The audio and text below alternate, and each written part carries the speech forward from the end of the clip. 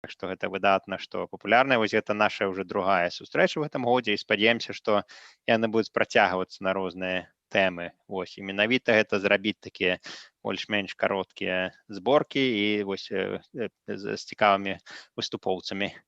Вось, мінулая наша зборка была пра каляды, вядома, сезонная такая. Вось, ну а гэта таксама не менш такая, гэта тэматычная, вось гэта пра супраціў беларускі, бо вядома, гэта мінулы год водзе гісторыі, що будзе гэта і гісторыкі, і сацыёлагі, і палітолагі будуць глядзець на гэта падзеі на Беларусі. Вось, і нам вось цікава, што можа ўжо спадарня Ніна, Мікола паглядзяць гэта з такого пункту гледжання, гэта як, дзе гэта ўжо стаіць у гістарычным кантэксце Беларусі, вось, які распачаўся доўгія часы. Вось, калі ласка, Вера.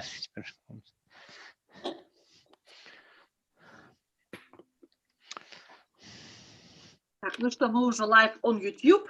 Дякую вялікі, спасылку кінола, где мы знайдуемся. І да, сёння наше спатканне гэта беларускі нацыянальны супраціў ад якіх дзён мы можем гэта пачаць. У нас хацелася бы паразмаўляць аб супраціве ад Касцюшкі да Ціхановскай. Але, можа быць, нават і перад Касцюшкай быў супраціў, і таксама супраціў працягваўся, можа быць, нават увесь час, можа быць, аб гэтым паразмаўляць і проста расказаць, хто што ведае на гэты тэмат. І, дзякуй Богу, у нас ёсць і гісторыкі сёння, і людзі, якія ведаюць многа на гэты тэмат. І папрашу, можа быць, пытання у канцы, але спадар Мікалай і спадар Павел будуць, можа быць, задаваць такія пытанні, па ходу. Добра? Ну і можна пачынаць.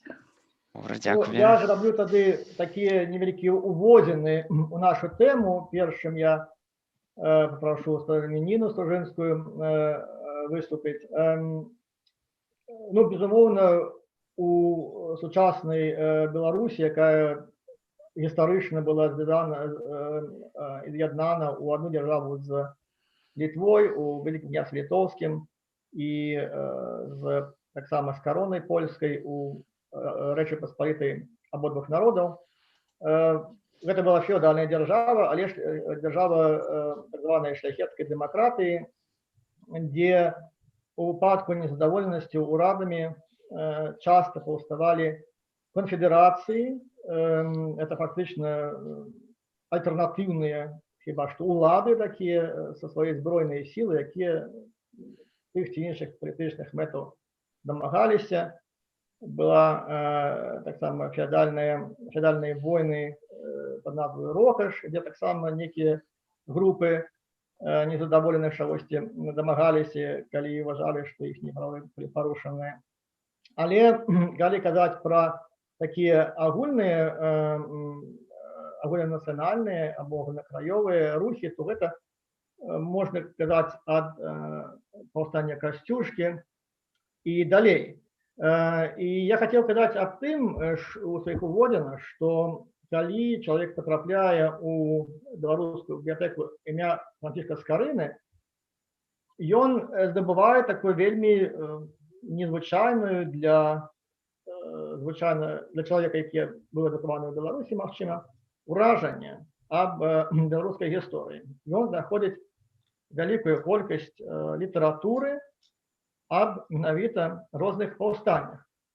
Ён знаходзіць кнігі пра паўстанне Касцюшкі, ён знаходзіць, напрыклад, кнігу пра першую змову антыўрадавую пасля раздзелу Рэчы Паспалітай змову Цецерскага, які быў абатам, так бы сказаць, у віленскіх дамініканаў, і арганізаваў, такую, стварыў арганізаваную групу для нейкіх дзеянняў насуперак уладам. Змову. Вось. І гэтая група была выкрытая, ён быў асуджаны, але амніставаны, і ведаеце, што зрабіў каталіцкі касцёл?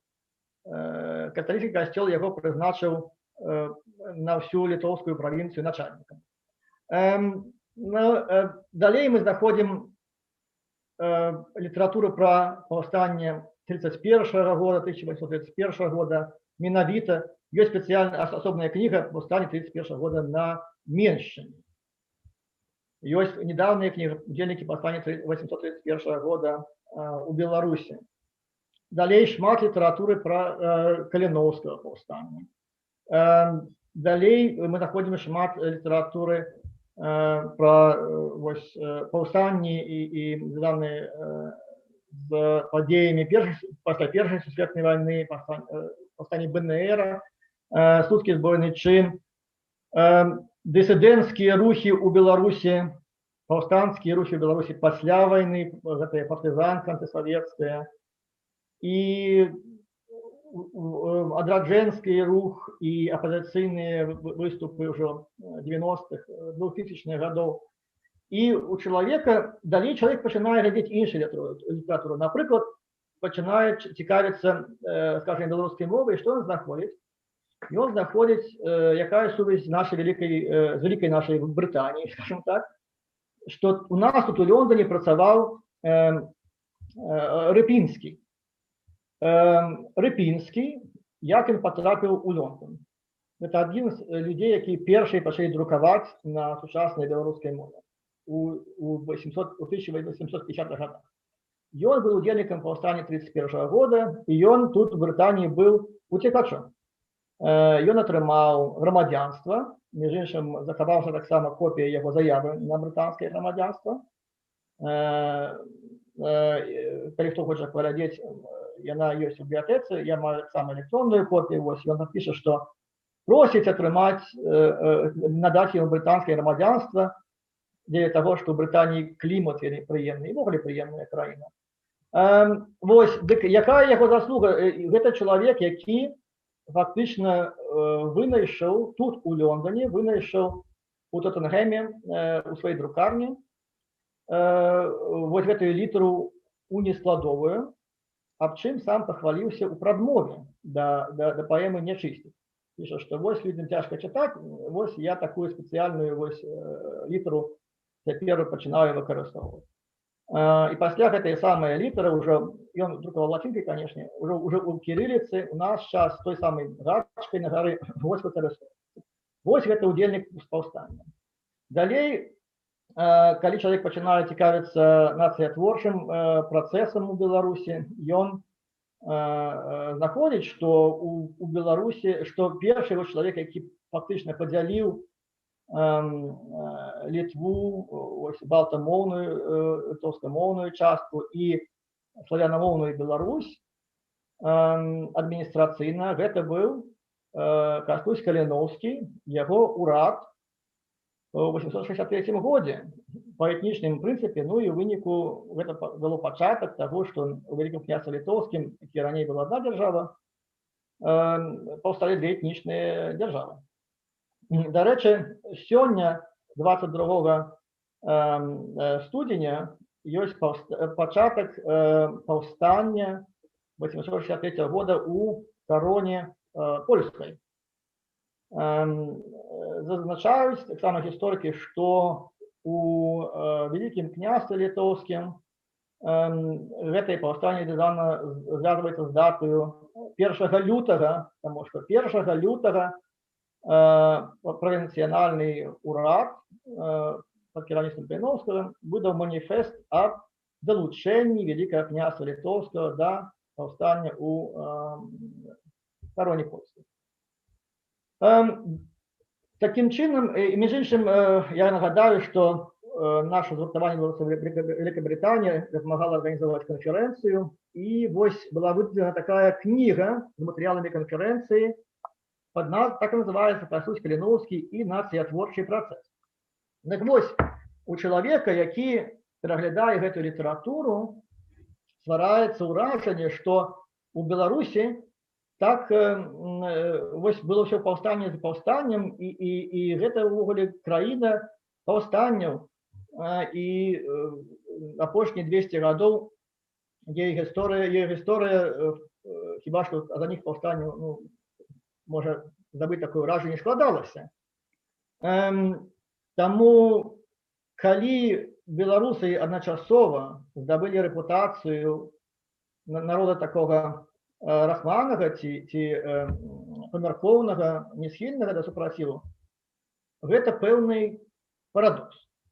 Але вось такая з'ява існуе паміж тым, што мы знаходзім на паліцах гісторыі і тым іміджам, які беларусы здабылі не толькі ў вачах, можа, суседзяў, але, што важна, у сваіх уласных вачах, уяўленне аб сваім уласным характарам, як народа, наколькі гэта можна сказаць.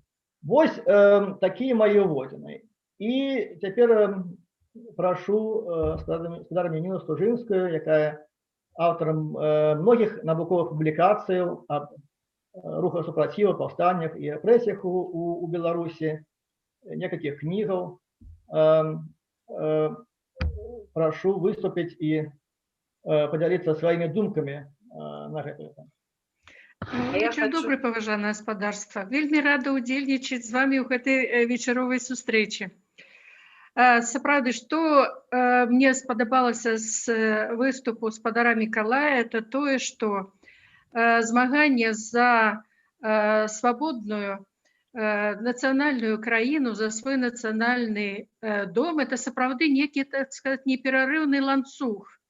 Я займаюся гісторыяй слуцкага паўстання і таго антыбальшавіцкага, антысавецкага руху, які меў месца быць у Беларусі міжваенны перыяд паміж Першай сусветнай вайной і Другой сусветнай вайной.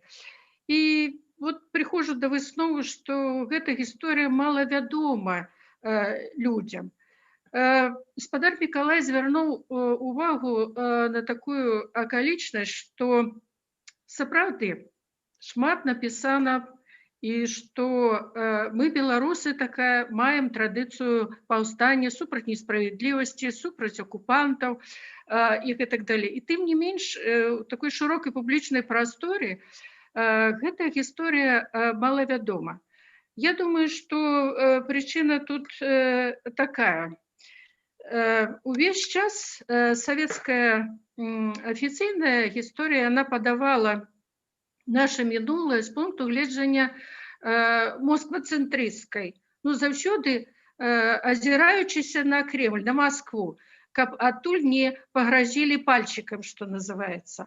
Адсюль і падбор герояў, і, скажем, асвятленне падзей, адпаведныя ідэалагічныя і палітычныя ацэнкі мінулага і гэтак далей. І на сённяшні момант існуе такі раскол, і які бачны нават простаму карыстальніку беларускай гістарычнай прадукцыі. Это паміж афіцыйнай гістарыяграфіяй, якая да гэтага часу грунтуецца на савецкай версіі мінулага, і нацыянальнай гістарыяграфіі. Падзел існуе сярод гісторыкаў, якія абапіраюцца, ці па сутнасці яны як бы да гэтага часу ствараюць гэты грунт па сутнасці савецкай акупацыйнай ідэалогіі, этой канцэпцыі. І з другого боку, это гісторыкі нацыянальнай гісторыі, якія спрабуюць у гэтых умовах пісаць праўдзівыя творы, шукаць аргументы, сапраўды таму, што мы, беларусы, не некае выключэнне з еўрапейскіх народаў. Мы, як і ўсе, змагаліся за свабоду, за права жыць у сваёй краіне пад сваім нацыянальным дахам. Толькі што, скажем, глядзіце, возьмем нават падручнікі. Абсалютная блытаніна. Нема ніякага, скажем так, стрыжня. Нема паслядоўнай нацыянальнай канцэпцыі. Таму не дзіўна, што гэты падручнік не выхоўвае патрыётаў краіны. Вось такая, скажем так, адлюстраванне нашай гісторыі ў крывым люстэрку, яно, па сутнасці, людзей пазбаўляе правільных арыенціраў сёння, правільнага выбару. І я скажу, што вось эта ментальная праблема, Это великая пагроза сёння. Дзякуй Богу, мінулы год ён так страсануў людзей і грамадства, што з'явілася патрэба ў новых героях, па-новаму зазірнуць у нашу гісторыю, паўстанцкую гісторыю, мяцежную гісторыю. І мы вот разбурылі гэты вот стереотип, як казаў гаспадар Барадулін, авечкавай нацыі. Сапраўды так, што адным махам, што называецца, гэты стереотип, ён рухнуў, як тыя муры, і зараз усяму свету показалі, што мы ёсць беларусы як нацыя, як грамадзяне. Дякую вялікі. Што цікава мне, напрыклад, што ў большасці вось гэтых выступаў нешта паштурхоўвала беларусаў звонку, ці там расійская рэвалюцыя, ці польскае паўстанне, а вось мінулы год менавіта быў унутраны беларускі. Вось гэта, здаецца, некая унікальная гэта якасць. Бо заўсёды гэтыя супрацівы былі звязаныя ці з сусветнымі войнамі, ці з рэвалюцыямі, ці з нечым вонкавым. Тады беларусы падымаліся ўжо так па калейцы. Ось, а тут раптам беларусы паўсталі без ніякіх такіх знешніх прычынаў. Але ведаеце, што нічога ж не з'яўляецца на пустым месцы. Вот не глядзячы на тое, што па сутнасці гісторыя нацыянальная, гісторыя яе абарона, яе прасоўванне ў публічную прастору, это было праблемай грамадскіх арганізацый, грамадскіх ініцыятыў, такіх як ваша, і такіх шмат якіх у Беларусі. Тым не менш, вот змаглі ж ўсё ж такі, скажем, знайсці гістарычныя аргументы за незалежную Беларусь, за суверенную Беларусь, явіць іх, што называецца, ў шырокай прасторы. І вось яны, гэта вот гісторыя, яна натхніла грамадзян Беларусі мінулага года. Яшчэ маленькі вірус дапамог. А можа, кропля, якая, скажем так, точила. Да, а потым мышка побегла хвостиком. Хвостиком. Слухайте, я хочу вам показать книжку, бо Миколай я так показал, не вельми моцно было видать. И вот хочу ее так показать, что это та самая книжка, только не, ага, добра. Вось. И нават у мяне эта книжка есть, нават со спадаром Миколаем он мне тут и написал. Ён напісаў уступленне ў гэту кніжку, так што ён нават усё гэта ён напісаў пра мову прад кніжкай. Так што калі у вас яшчэ няма такой кніжкі, то можа быць спадар Миколай дзесьці яе. Так, мы яшчэ можем удалить их. Я хотел бы запытаць спадарню Нину такі некалькі каментараў на такія розныя пытанні у гэтай сувязі. Ну, одно такое пытанне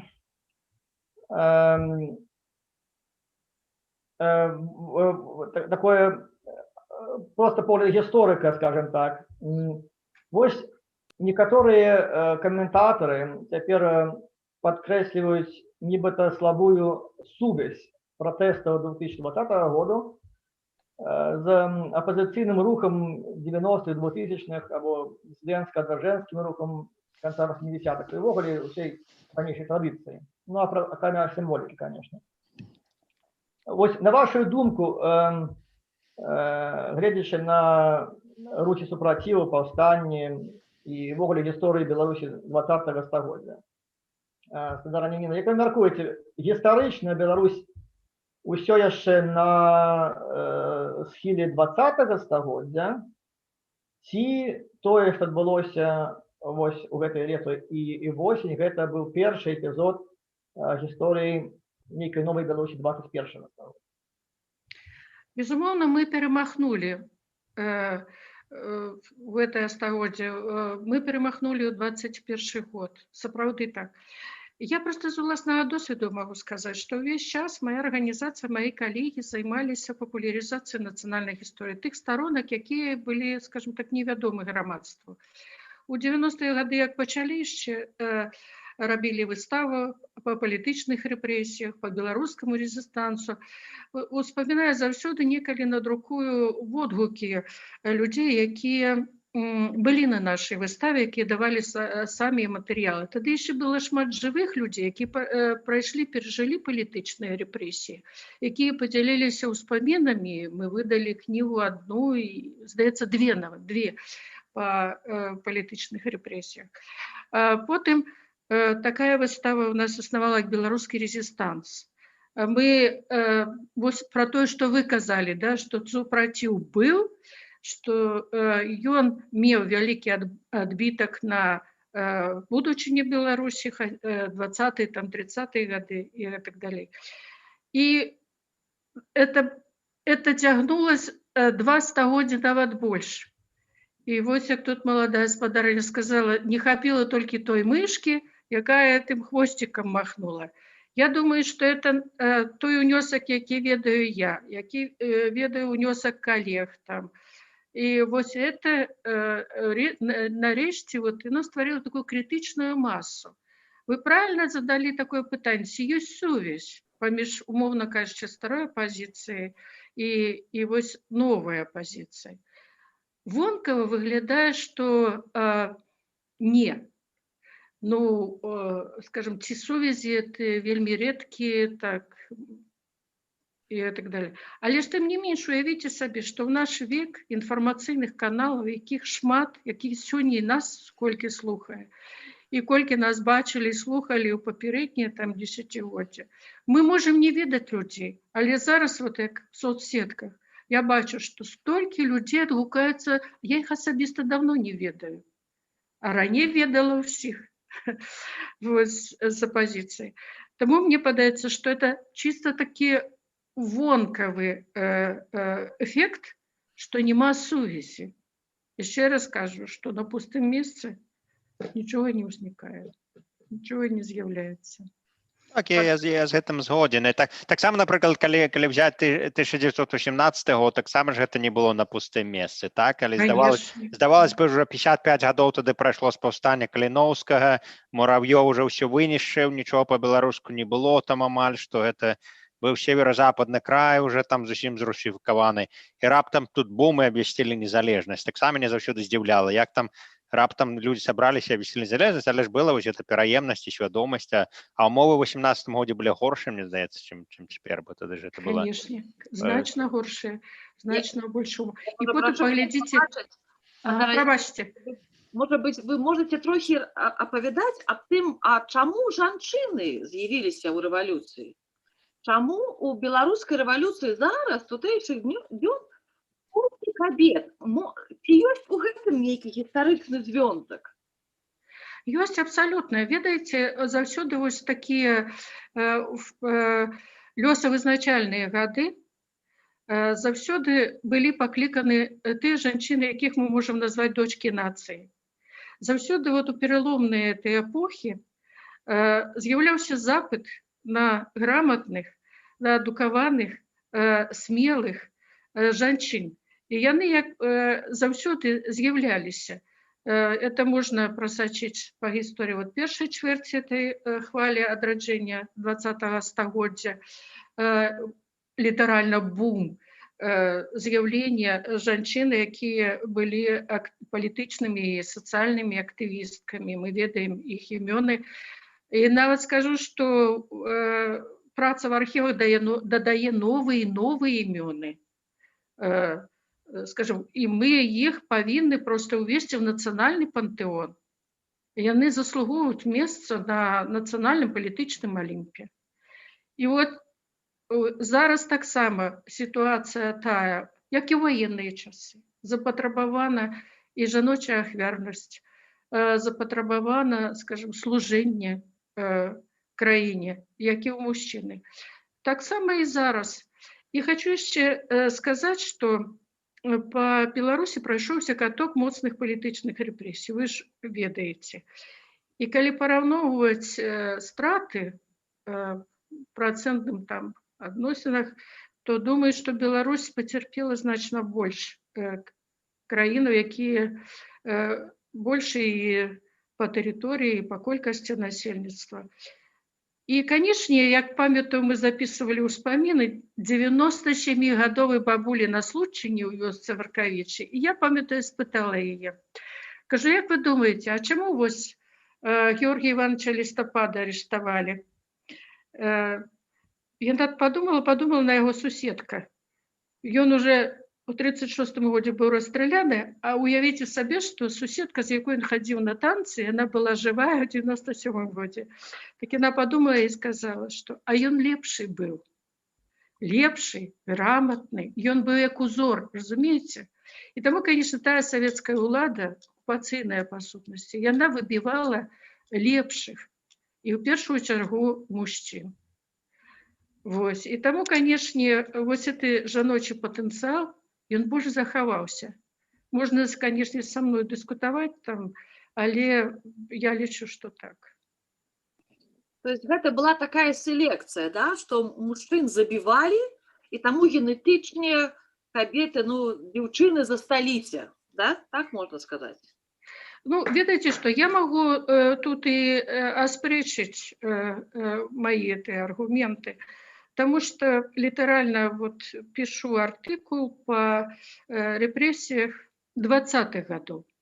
Чему что у нас как бы в фокусе уваги это 37-38 год, это куропаты, такие символичные символы той жудасной политики репрессий.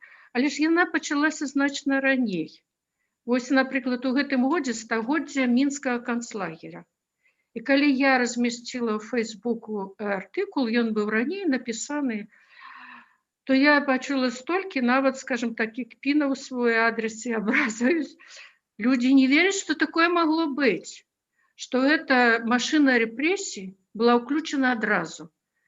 И спробуйте сказать, что после Слуцкого повстания в 21 году концлагеры по сутности стварали ў кожным павятовым горадзе в Мінскай губернии. И у Слуцку таксама, и у Борисове, и у Мазыры, Калинковичах и так далее.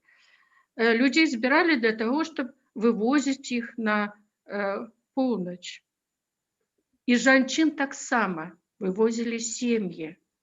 Больше того, политика была такая, что семьи делили, працаздольных мужчин везли на полночь в Архангельскую губернию, а жанчын у Вологду. И так далее. Это просто целые стосы документальных сведчанняў гэтага. Было б жаданне нашим людям пойти, поглядеть, почитать, пошукать там сваяков, поглядеть их лёс. У нас нават до Лондона да, уже есть такие спадары, англічане, але у іх ёсць, напрыклад, некія корні беларускія. І яны нават распавядаюць о сваёй радзіме, што у мяне была бабка, ён кажа, ён уже не можа гаварыць ані па-беларуску, ані па-руску. Але ён помніць, што у яго была бабка, ёсць яе лісты з тюрьмы, з лагеру. І такіх нават, як мы заклікаем і папросту запытаем, можа быць, нашы дыаспоры у свеце запытаюць аб такіх людзях, будзе вельмі моцная хваля тых святкаў. Уже у некаторых пакаленнях апавядаюць о сваёй радзіме, якая загінула на Беларусі, а частка радзіны уцекла до Англии, можа быць, Іспаніі, Італіі. Я тешуся чуць вашу прамову. Ведаеце, што гісторык складае, тым больш я пишу про людзей, и история не такая уж и давняя, это 100 год, это просто одно человечье жыццё. И апошнім часам з'явіўся інтарэс, вялікі інтарэс да удзельнікаў тых падзей. Люди шукаюць у спісах, потым пішуць аўтару, яны удакладняюць. Я бачу, як у наших архівах з'явілась цэлая хваля, якіх заву генеалагістаў. Яны шукаюць карані сваёй сям'і, яны шукаюць гісторыю сваёй сям'і. Ёсць і замежнікі таксама. І такіх людзей зараз больш в архівах, чым нават гісторыкаў, які даследуюць тэму. Это сапраўды пасля такого савецкага, скажем так, занепаду нацыянальнай памяці, калі мы нават не ведалі там, хто ў нас прадзед, то зараз эта хваля, она просто сведчыць пра тое, што людзі пакінулі, не цікавяцца ўжо афіцыйнай гісторыяй, афіцыйнай версіяй, яны цікавяцца гісторыяй сям'і, гісторыяй сваёй малой радзімы, гісторыяй сваёй сапраўднай нацыянальнага дома. Ну, может быть, мне спадар Миколай позволить, бо калісьці мы былі ім разам у Скарынаўцы, і там у Скарынаўке ён знайшоў, так, зараз я попробую зрабіць share screen, і ён знайшоў такую кніжку. І, может быть, каб вам зараз паглядзець ім, я дам вам, вот такая была книжка, вот те документы. Я зараз, может быть, пойду советской улады. И цікава, у гэтай книжки я зараз пойду, может быть, там, где есть фотография.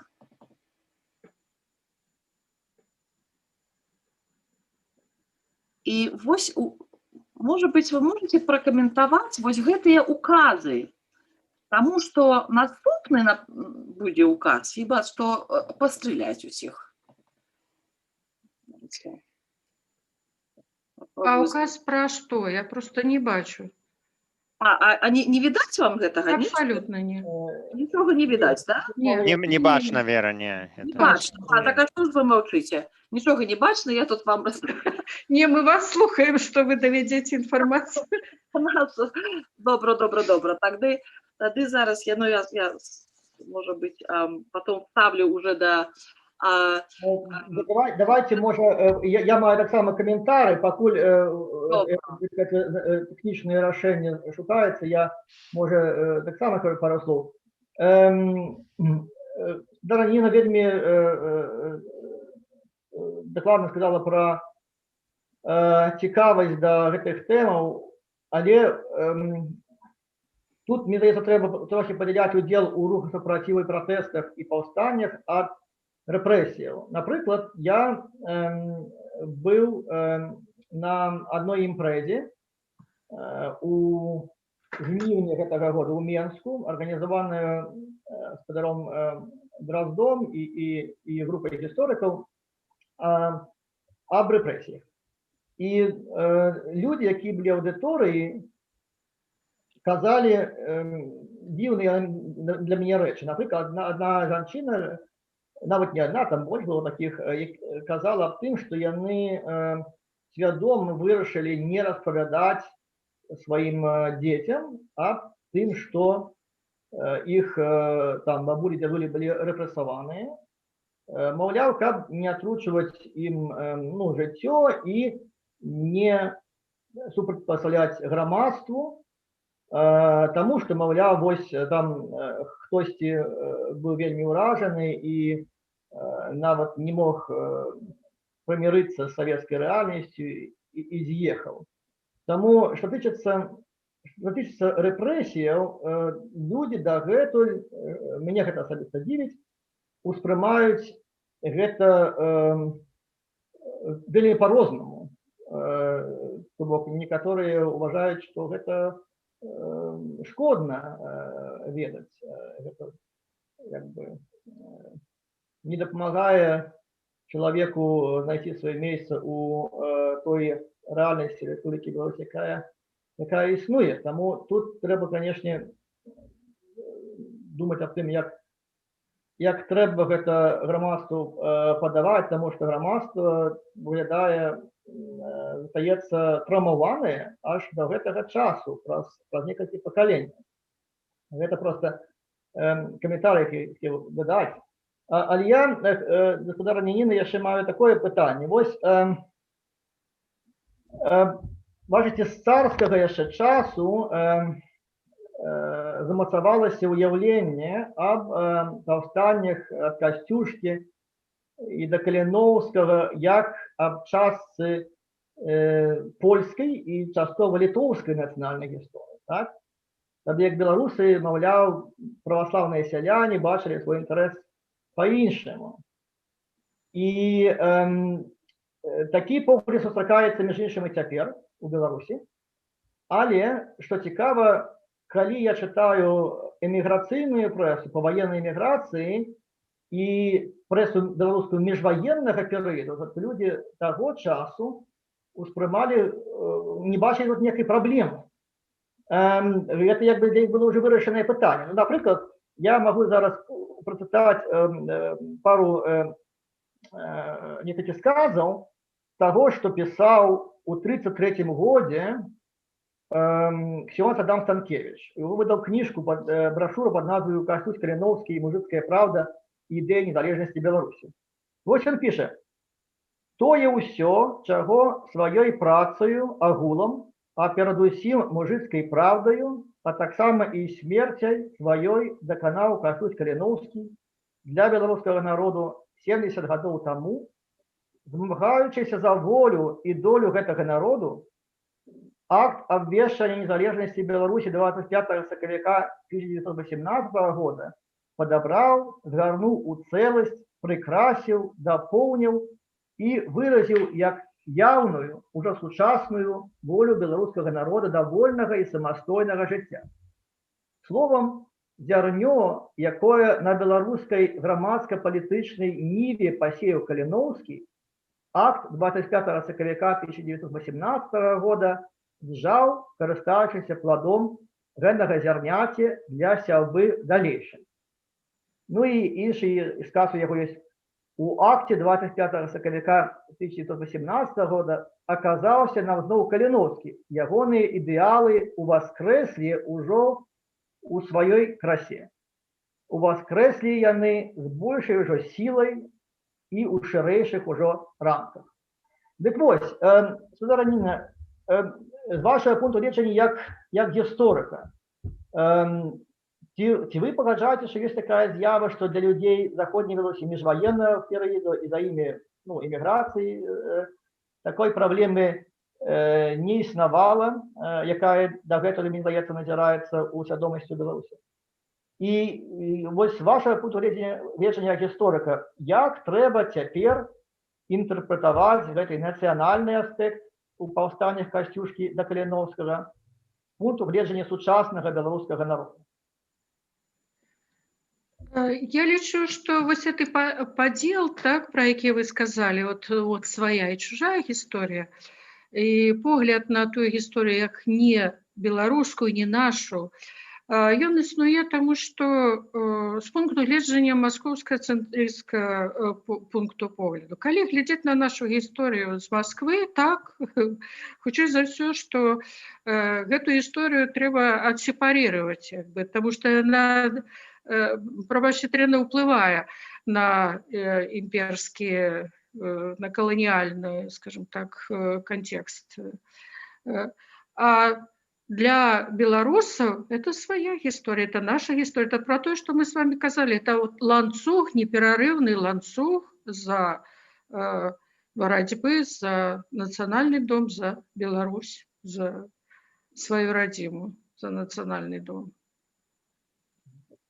Магчыма, калі бы у нацыянальнай свядомасці Беларусі гэтай вось грамадская думка міжваеннага перыяду была больш вядомай, займала большае месца, гэта бы дазволіла нейкі мост пабудаваць у этой свядомасці, як ён існаваў відавочна ў часоў Станкевіча, ксяндза ў 1933 годзе.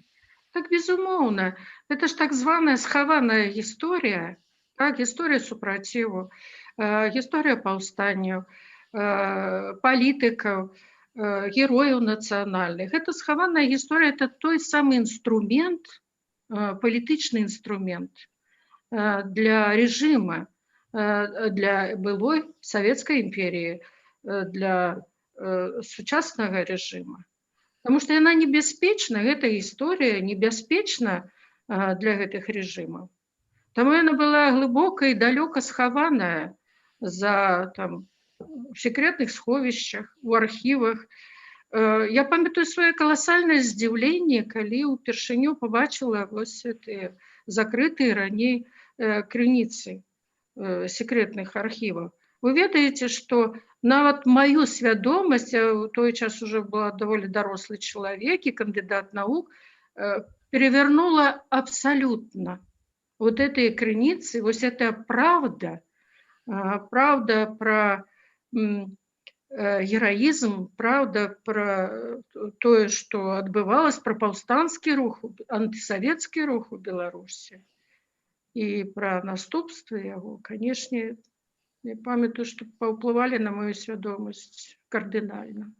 А уявіце сабе, калі б гэтыя веды, яны ішлі з падручніка, яны укладаліся ў школе, каб у падручніках былі не чужыя героі, там камуністы, бальшавікі, сталінцы, там стахановцы і так далей. Калі б топаніміка наших гарадоў была сапраўдная, калі б не існавала такое, скажем так, героі і антыгероі. У нас, па сутнасці, антыгероі, яны пануюць на публічнай прасторе. А это все накладае адбітак, каласальны адбітак на свядомасць, на подсвядомасць. Я на улице Свердлова, там ці... Уявіце сабе, што ад гэтых адзіозных фігур уже нават Расія адмовілась. А у нас па-ранейшаму яшчэ Войкаў існуе, імя яго там, і гаспадаркі носяць, і некія там... Ніна, я хочу паспрабаваць гэтую тэхнічную рэч неяк зрабіць і зараз зрабіць шэя. Ці відаць это ўсё? Відаць. Мне вельмі цікавы гэты дакумент. Так, Казмінская. Может быть, вы сможете яго пракаментаваць? 10 снежня 2018 года, нагадаю, Красная армия РСФСР уступила в город Минск. І што гэта ввогуле значыць? Што яны собираліся там рабіць? Там же написано расстрел. Что яны ще можуть зробити? Вы ведаете, что все документы такое вот приходит новая улада. По сутности, этот документ свидетельствует, что пришла оккупационная улада. Она абсолютно чужая тут. И она пришла на штыках. Ну, агульное место, вы же ведаете, что это кастрычніцкі переворот во умовах Заходнего фронта, по сутности, был военный переворот. И сами эти отцы революции, типа Мясниковича, тут Кнорина, и называли эту подію военным переворотом. Вот. И, что называется, мясцовое насельніцтва стало перед фактом. Але вот, ведаете, что самое цікавое? Что правительство белорусских помещиков капиталистов, Белорусская рада, незложенный раз, сам факт признания, что на этих землях была другая улада, национальная улада. Вот это цікавий документ вельми. А якая улада? 18-й год. Ну, по сутности, яны ж гаспадарылі там еще недолго. Весь час гаспадары меняліся на белорусской территории, на белорусских территориях. Литерально, скажем так, 21 год, протяг войны уже внутренней войны. Это супраць антисоветской партизанки. И военное становище захоўвалось в Беларуси, в Минску по 24 год. И сюда двойчы вяртаўся Тухачевский. Это означает просто, что мясцовое насельніцтва не скорилось. И 16-я армия Заходнего фронта, якая тут стояла, заховалась после советской и польской войны, она по сутности выконывала репрессивные функции. И она трымала это насельніцтва для того, каб яны не выступили, не свергли эту нежаданную, нечаканую владу. Про это еще Пилсудский написал, что, магчыма, Чырвоная армия была больш паспяховай в советско-польской войне, калі б ёй не пришлось утрымліваць и подавлять бунты и мятежи белорусов. Слухайте, спадарня Ніна, а яшчэ у меня такое пытанне, а ці ёсць то, што мы маем зараз, гэтакае наследие таго самага краснага тэрору, які сам тут пайшоў. Ці можа быць зараз мы зноў увидим той самый чырвоны тэрор? Але уже от нашей... Разумела ваше пытанне. Скажу, что параллели абсолютные. Я ніколі не думала, як гісторык, што я магу вось навідавоку бачыць такую моцную рэпрэсіўную машыну, якая выкарыстоўвае ўсе інструменты мінулага. Гэта турмы, гэта захоп людзей, гэта арышту людзей па палітычных матывах. Притым, з пункту гледжання, скажем так, Конституцыі і здаровага сэнсу, это людзі абсалютна не вінаватыя. Яны дзейнічаюць у рамках гэтага нават дзеючага заканадаўства. Я ніколі не думала, што паўстане пытанне аб гэтых вот концлагерах.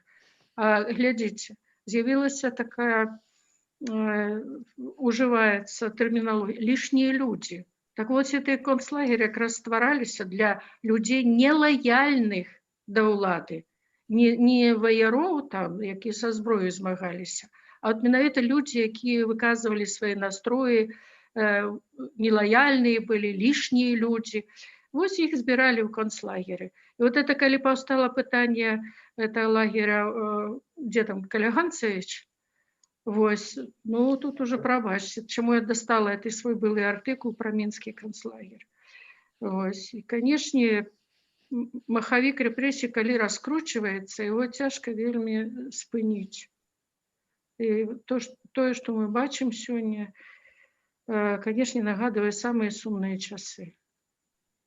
Ну, такі адказ спадарні Ніны прыводзіць да вельмі складаных імплікацый, бо яна толькі што сказала, што тое, што адбываецца, гэта ўжо Беларусь у новым 21 стагоддзі. Адначасова ўлада, відавочна, яшчэ ў 20 стагоддзі, прычым у самых яго непрыемных частках.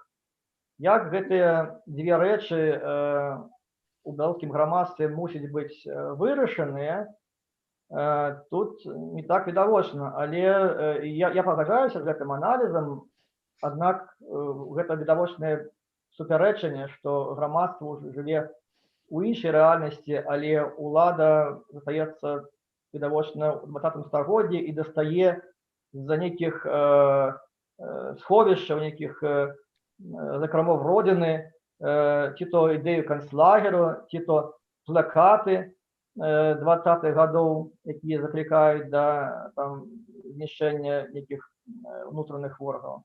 Гэта вялікае супярэчанне, якое не так лёгка, мне здаецца, вырашыць.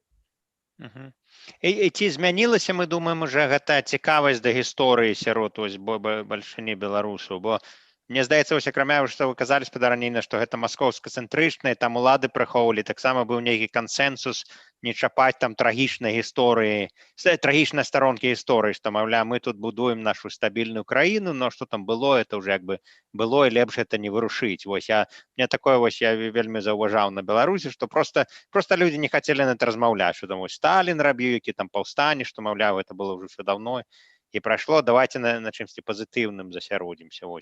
А цяпер я спадзяюся, што гэта так змянілася ўжо, так, што народ будзе цікавіцца сваёй сапраўднай гісторыяй, а не будаваць такія міфічныя там новыя там стабільнасці. Ну, сённяшні дзень рэаліі яны проста прымушаюць да таго. Калі вы не ведаеце гісторыю, вы не ведаеце сваёй будучыні. Вы знаходзіцесь в палоне нейкіх, скажем, ілюзорных абсалютна пабудоў. Чаму? Вот не ведалі людзі. Неяк мы кранулі ж пытанне ў сем'ях нават. Сапраўды не расказывалі. Я вот нават пишу сваім героям і пытаюся, вы б маглі напісаць мне, вот кім была там ваша бабця, таму што цікава, таму што яна жонка такого-то, такого-то чалавека. Не можам, таму што вот, ну, не краналі абсалютна пытанне мінулага гэтых людзей. Это была такая траўма, сапраўды. Это нацыянальная траўма вялікая. І, магчыма, таму людзі доўгі час, каб выжыць, каб прыстасавацца да тых рэалій, яны не краналі гэтую, скажем так, балючую старонку. Прабачце, рэпрэсіі – это самы такі эфектыўны інструмент утрымання ўлады. Таму ён і узяты з таго мінулага стагоддзя нашым рэжымам. А грамадства ідзе наперад, імкнецца да лепшага. Тут, канешне, відавочны такі раскол. Я думаю, тут вельмі неадназначная дынаміка з нацыянальнай памяццю, бо, магчыма, адна з прычынаў, чаму як паўстанне, так і, між іншым, дысідэнцкі рух і апазіцыйны рух 90-х і 2000-х гадоў так мала вядомыя, бо я асабіста сустракаюся са з'явы, што нашыя маладыя беларусы, у тым ліку ў замежжы, якія далучыліся ў гэтым годзе, нават не ведаюць пра падзеі снежня 2010 года, калі быў таксама разгон і рэпрэсіі пасля па тэлефонных нумарах, па лакацыі тэлефонаў клікалі там да следчых на працягу некалькіх тыдняў, сотні людзей праз гэта прайшлі, былі вязні, былі абвінавачаны ў катаваннях. Вось, што гэта ўжо невядома. Магчыма, адна з прычынаў у тым, што людзі не вельмі любяць памятаць няўдачы, што калі нейкі рух скончыўся няўдачай, то, магчыма, многія людзі схільны проста не цікавіцца гэтым пачатнікам, як белага ліста. Тут невядома, што лепей, ці лепей не быць дэмаралізаваным старымі няўдачамі, ці лепей не вучыцца на сваіх памылках. Але вось такую з'яву, што нават нядаўнія апазіцыйныя рухі пратэсныя мала вядомыя, я вот назіраю. Могу сказаць?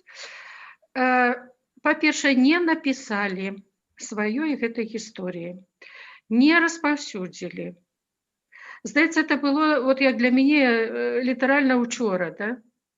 А на самой справе это уже великий кавалак часу пройшоў. Не собрали документы, сведчання, разумеете? Это по-першае. По-другое, а чему, ведаете, проходзіць пэўны час, и параза, ці поспех, это абсолютно невідавочна. Мы разглядаем это як этап на шляху до сённяшняга дня. Таким чынам, это все ж таки вынік, поспех пэўнай ступені. Давайте вернемся в Слуцкае паўстанне. Ці это параза, ці гэта все ж таки поспех. Калі разглядаць паўстання, Слуцкі збройны чин як адкладзены праект на будучыню, якіх мы ведаем, і абвяшчэнне БНР таксама з этой же серии, то это поспех, разумеете? Так самые тыя падзеі, пра якія вы сказали, 10-го года. На жаль, мы их не описываем, мы не написали, мы не створили эту историю. Хотя, я думаю, это трэба зрабіць, и это можно зрабіць.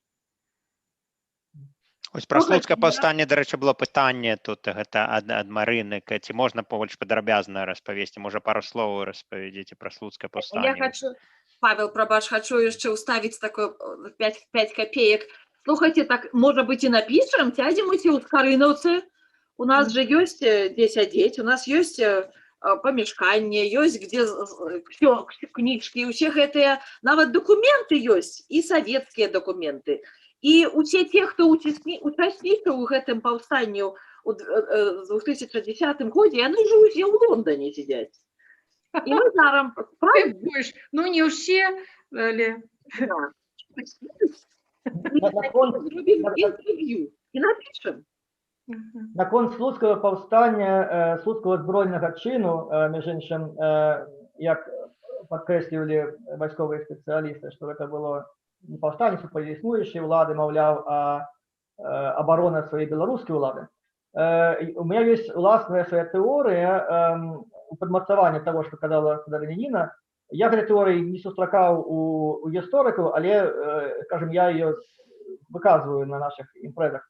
Я звяртаю увагу на тое, што калі была абвешчана першая БССР, так, у 19 годзе, пасля ССРБ, пасля это была не БССР, была ССРБ, пасля Літвел было так, то наколькі можна судзіць па апублікаваных протаколах кіраўніцтва бальшавіцкага, там не было ніякай беларусізацыі. Там было 100% ўсё расійскай, і судзячы па пратаколах, гэтае кіраўніцтва нават не бачыла некай прычыны. Вось, яны кажуць адкрытым тэкстам, што ў нас тут няма ніякай адметнасці нацыянальнай Беларусі, і, маўляў, савецкую Беларусь яны абвесцілі толькі як з той прычыны, што урад БНР не спыніў сваю дзейнасць, вось толькі уважаючы на міжнародныя абставіны. Вось, у кантраст гэтага, калі у ліпені 2020 года была абвешчана другая ССРБ, так, будущая СССР, адразу з Менску праходзіць паведамленне, што бальшавікі пачалі, маўляў, беларусізацыю. І яна была пачатку вельмі слабая, але беларусізацыя у 21-м, ну вось, у Беларусі фактычна пачалася раней, чым агульная так званая коранізацыя в іншых частках Савецкага Саюза.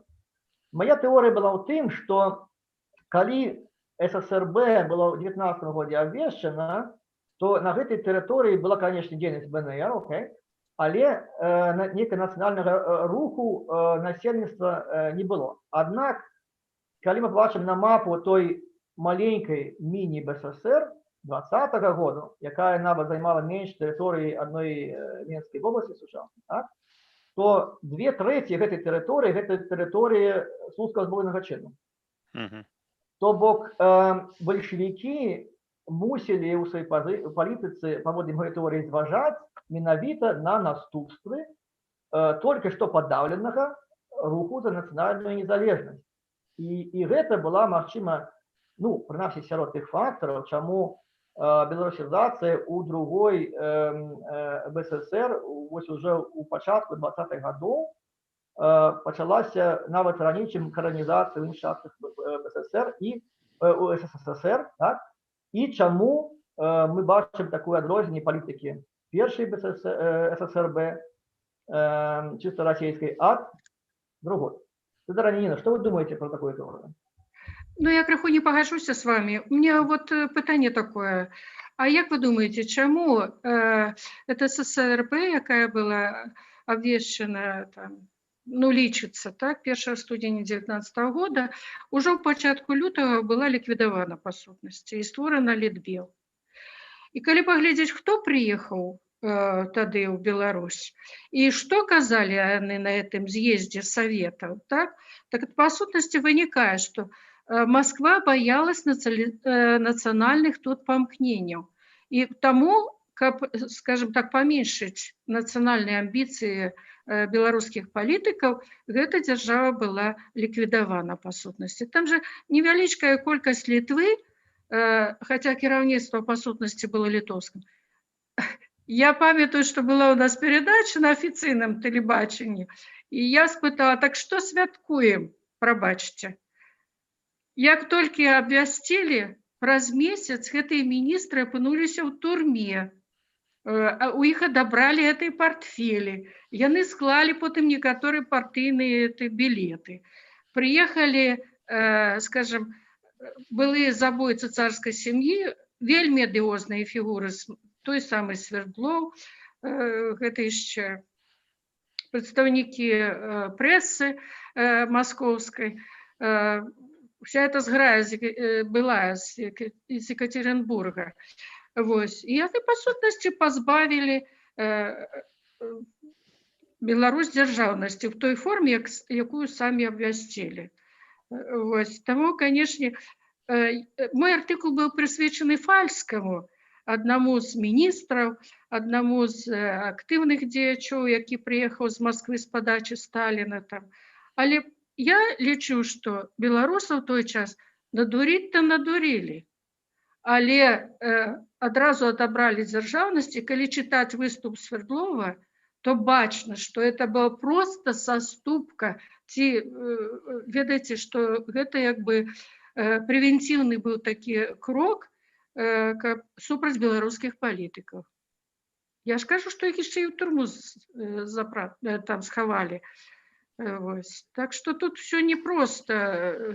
Але вы правы, что трэба глядзець это і супаставіць факты і 20-го года. 20-й год, сапраўды, рух за БНР быў каласальны ў Беларусі. Калі сабраць все сведчання, мы расказваем толькі пра Слуцкае паўстанне, як такі вот фокусе ўвагі, вот, таму што вельмі яскравы прыклад абароны БНР. Але ж уладу савецкую не прызналі нідзе. І калі глядзець і мітинги, і, скажем, узброеныя выступы, не прызнавалі ніякай улады, як пісаў Чырвякоў у той час, акрамя улады БНР. Там вельмі цікавыя аргументы. Просто яны пераварочваюць погляд на тую гісторыю абсалютна. Это сапраўды вельмі цікава. Мне такое робіцца вражэнне, што мы гэтую перамогу расцягиваем у лятах. Мы ее оттягнули. Тады ў 20-х годах 100 лет тому не получилось. Пазней яшчэ раз попыталіся. Не получилось. И целый час белорусы пытаются, и надаль зараз мы уже дошли до того, что мы уже ближе, значно ближе, ніж мы были, может быть, так же близко зараз, як мы были у 20-х прошлого стагоддзя. Але і зараз паўстае такая самая проблема, валька с Россией. С империей. Конечно, империя – это великое зло. У той час таксама большевики вернули, по сутнасці, народы национальных ускран былой империи под имперский дах. Пасля Першай сусветнай войны, вот Першая сусветная война, она дала магчымасць малым народам объявить свою державность. Что зрабілі і беларусы ў той час? І украінцы наши суседзі, і прыбалтыйскія краіны. Вось. І пасля гэта тая ж австро-венгерская империя, она не паўстала, она так уже, что называется, сканала. А вось пришла диктатура большевистская в России и, по сутности, вернула эти народы назад. Ну, але беларусы змаглі, што маглі, не трэба забываць, што гэта была самая слабая эканоміка тады, самая слаба адукаваны народ і сярод суседзяў параўнаць з нашым часам. Беларусь жа была вельмі... Я з вами вельмі... не дыскутую, калі б тут быў Андрей Кіштымаў, ён бы з вами падыскутаваў. Калі ён выступае, заўсёды гаворыць, што выхадаў на захад у нас было значна больш. И мы были зусім не отсталая краіна, это таксама... Не, ну объективно, ёсць жа статыстика эканамічная, і па ўзроўню індустрыялізацыі, па ўзроўню сяго Беларусь там была ледь не апошнім месцы па параўнанні з суседзямі. То есть пачатак паўставалі з вельмі гэтага нізкага ўзроўню, таму што добіліся ў параўнанні з суседзямі. Гэта дыскусія уже можа заняць так яшчэ пару гадзін. До раніцы. Так. Я таксама хацеў сказаць, што ўжо гэта... І ідэя такая трымаць гэта 10 па гадзіне нашы выступы. І вось што мы спадзеемся рабіць, мы спадзеемся іх рабіць рэгулярна і вось на розныя падобныя тэмы. Так што спадзеемся пабачыць вас зноў гэта старанніна. Можна яшчэ 2 хвілінкі. Хвілінку літаральна. Я вось таксама думала, што не гледзячы вось на такі гераізм, на такі ўздым паўстанцкага руху ў Беларусі. Чаму так атрымалася? Ну, па-першае, всю гэту гісторыю схавалі далёка. Па-другое, знішчылі носьбітаў гэтых, скажем, ведаў і удзельнікаў самых таксама. А з другога боку, паглядзіце, ну, Махно, напрыклад, в украінскай гістарыяграфіі. Хай сабе з адмоўнымі негатыўнымі адзнакамі, а ўсё ж такі ён прысутнічаў. Ён прысутнічаў у кіно, там, пастаноўках, там і гэтак далей. Тое ж самае можна сказаць і пра расійскіх дзеячоў, і белых генералаў, і таго ж самага Барыса Савенка. Вспомніце, хто там старэйшы памятае фільмы, это «Трест», напрыклад. Там, ой, там это ўжо, скажем так, просто трыумф савецкай выведкі і гэтак далей. Беларусы пра сваё ніколі нічога не казалі. З нас стваралі такую, скажем, узорную нацыю савецкую. Мало того, што вынішчылі столькі людзей, прайшліся, Так і яшчэ вот пра такіх людзей апазіцыю, палітычную апазіцыю нават не ўзгадывалі. Як белы ліст, разумееце, вот не было такога, не было у нас зелёных партызан пасля Другой сусветнай вайны. Ну, у нас, па сутнасці, нічога не было, акрамя Саўка. Так, скажем, напрыканцы магу сказаць. Ну так. Ну і зноў такі вось гэта жаданне чамусьці вось не кранаць трагічна, не крадаць непрыемнае, вось всё гэта такое, гэта лёгкае, і так вось прыйшла савецкая ўлада такая, свадьба ў Малінаўцы такая, все паспявалі, а цяпер вось мы будуем так, было так. Ну, нават пра Другую сусветную ж таксама, пра сусветныя войны, там гэта менавіта, што такі вось парад перамогі, ніхто там не зациклюецца, колькі людзей загінула, больш вось мы там перамаглі, можам зноў да Берліна дайсці, вось. А то, што там 20 мільёнаў загінула, гэта як бы другасная. 27 это мінімальна, тое, што прызнаюць. Ну, прабачце, вельмі цікава, спадар Леаніда, і вас хочацца так у нас так захапіць, і так, каб сядзець з вами размаўляць, бо вельмі цікава, што вы гаворыце. Мне здаецца, што, можа быць, людзі ўжо хочуць задаць якісь пытанні, бо я видела, што пытанні былі. Ну, калі ласка. Про Касцюшка я скажу, што я так не ў теме, магчыма, але... Ну, сказали ж, Каліноўскага выкапалі і панеслося тут. Татьяна вышла, яна хоча задаць пытанне. Калі ласка. Добрый вечар.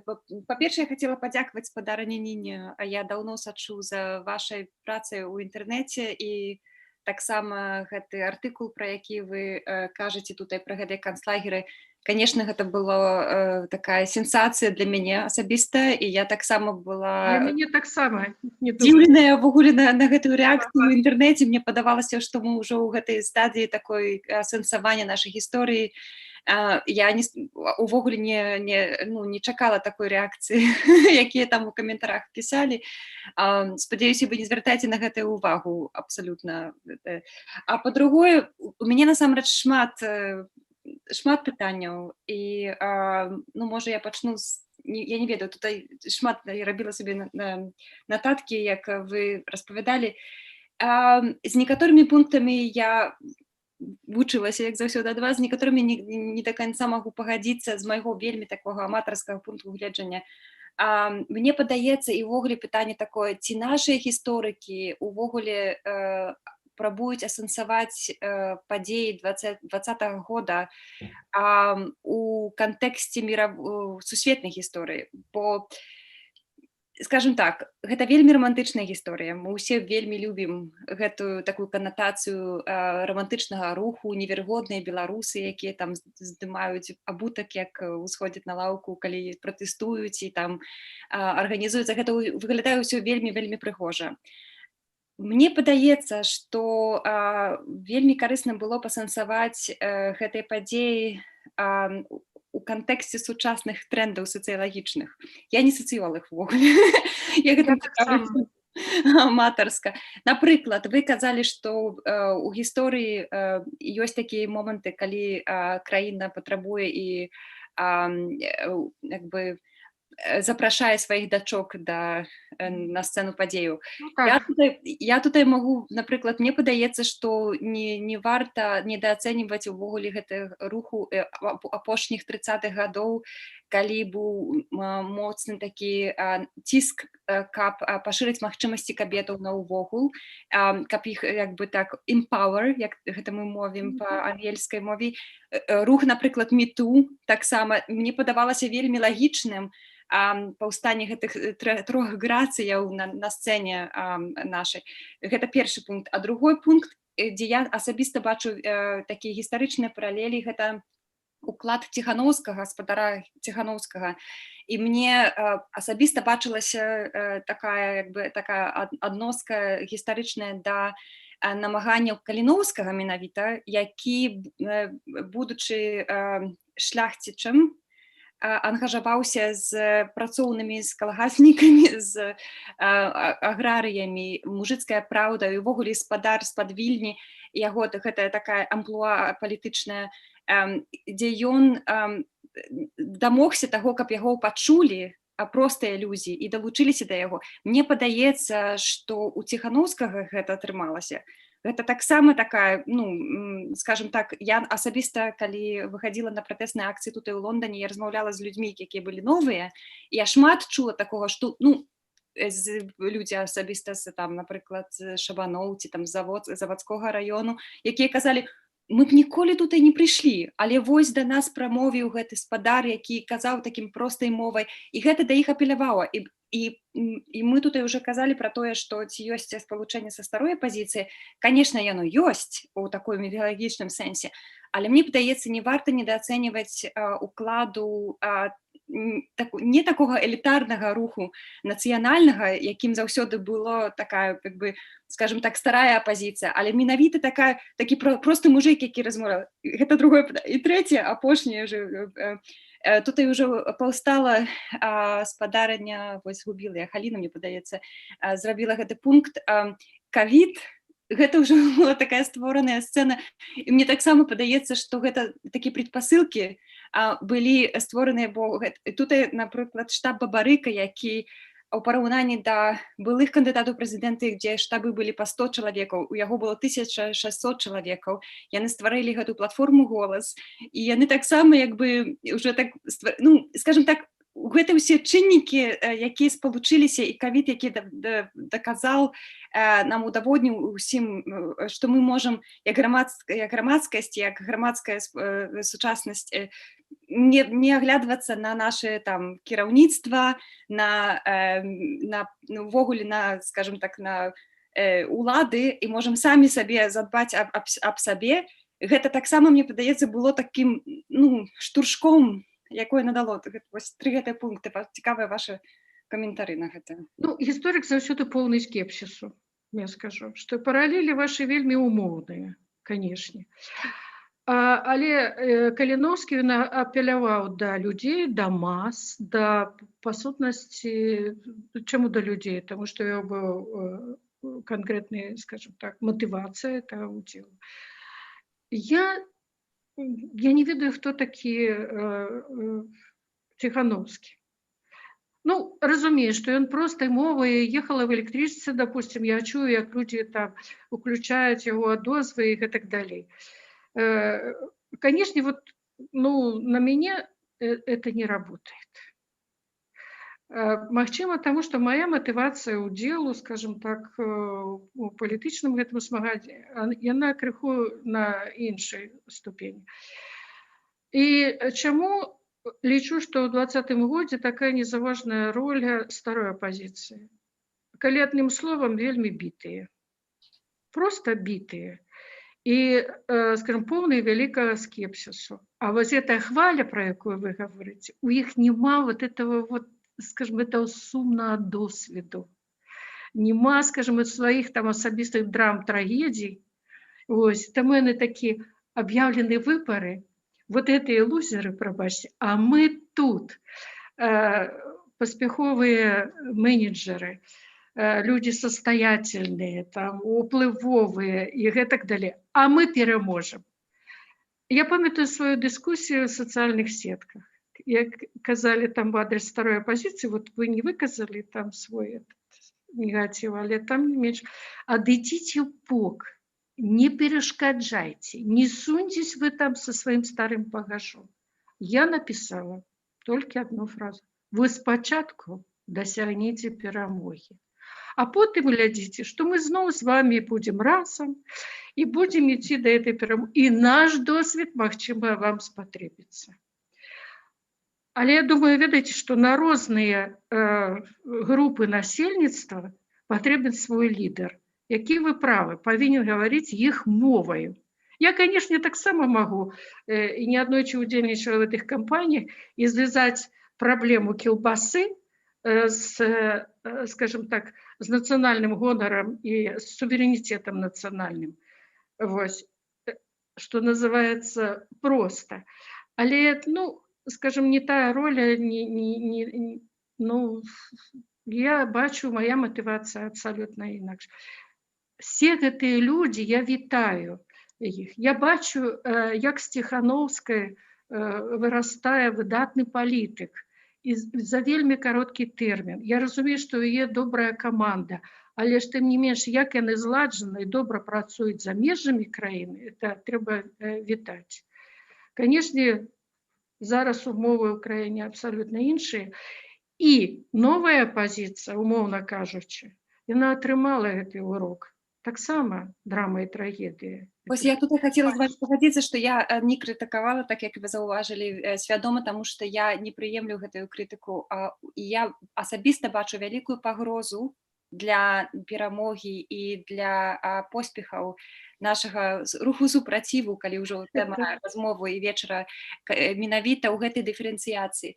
Я наколькі магу, не пагаджаюся і заўсёды прабую знайсці гэтую як бы такой успольны агульны грунт паміж намі. Мне, напрыклад, асабіста не падабаецца, калі мы пачынаем там лейблы гэтыя казаць, там старая пазіцыя, новая пазіцыя, гэта. Ведаеце, это уже адышло. Я думаю, таксама урокі это мінулага года і для старых, і для новых, і для скажем, самых розных плыняў, яны аб'ядноўваюць людзей. Мерапрыемствы, я думаю, што наш досвед мінулага, нават выжывання в гэтых умовах, ён спатрэбіцца. Насамрэч, будзем спадзявацца, што гэта адышло, вам можа бачна больш там у Беларусі знайдуючыся, бо так звонку бачачы, там мы назіраем вялікую такую дыферэнцыяцыю і такая менавіта такое расслаенне, разварственне гэтых субрухаў. Таму я вітаю асабіста гэты вечар і дзякую вялікі за арганізатарам, бо я толькі намагаюся, каб наша нацыянальная ідэя, якую старая, скажем так, апазіцыя захавала для нас, каб яна так натуральна і лагічна перайшла маладому. Новае пакаленне, так. Вітаю. Добра, я на гэта яшчэ папрацую, хаця я думала, што я ўжо ўсё. Не патрэбна, іду на пенсію. Не, все патрэбна. Ну, на гэтай аптымістычнай ноце, уже мы былі 1,5 гадзіны, уже вельмі позна на Беларусі для спадарні. Тады я казаў, ідэя, што гэта не апошняя сустрэча, і уже не першая, а што мы будзем рэгулярныя, то есть будуць абвесткі пра Facebook, і мы можам пра гэтыя ж падзеі. Зноў-такі давайце свае ідэі, таксама, калі вось хочаце сустрэцца за кавою з Карынаўцы, падавайце ідэі, вось можа вось што спадара Ніна зноў раскажаце, і Мікола, ці іншая, вось калі ласка. То есть гэта ідэя, вось менавіта гэта каб быў цыкл такіх досыць такіх кароткіх сустрэч на гадзіну на 1,5, каб гэта было ўсё. Яны з кожным разам робяцца ўсё дужэй і дужэй, і я думаю, што скора ўжо будзе па 2 гадзіны, але гэта добра. Мы будзем іх стрымаць, лепш часцей, але пакрысе. Добра. А я хочу яшчэ добавить, што я скинула спасылку на канале Белдиаспора ТВ і попрошу ўсіх падпісацца на гэты канал, што яшчэ не падпісаўся. Ёсць вельмі цікавая размова пра слуцкае паўстанне. Спадар Мікалай апавядаў о рэвольне рыдлеўскім на дзядах у Лондоне, і я скинула спасылку на гэта его выступленне, каб вы паглядзелі, каму цікава, бо ён... Дзякую, зацікаўлена. Я здесь скинула гэтую спасылку, і, может быть, зараз я кину вам спасылку на сам канал Белдиаспора ТВ, каб вы могли пайсці по гэтай спасылке. Як мой інтэрнэт будзе працаваць, ачывіць. Я абавязкова запрасіце, калі ласка, спадарню Ніну, бо мне падаецца, што тэма ролі жанчынаў у гэтым паўстанні, гэта вельмі цікавая тэма. Гатовая паразмаўляць.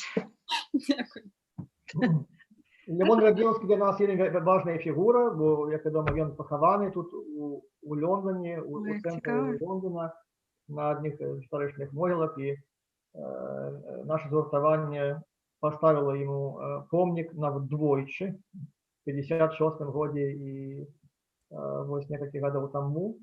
Вось таму гэта такая знакавая для нас фігура.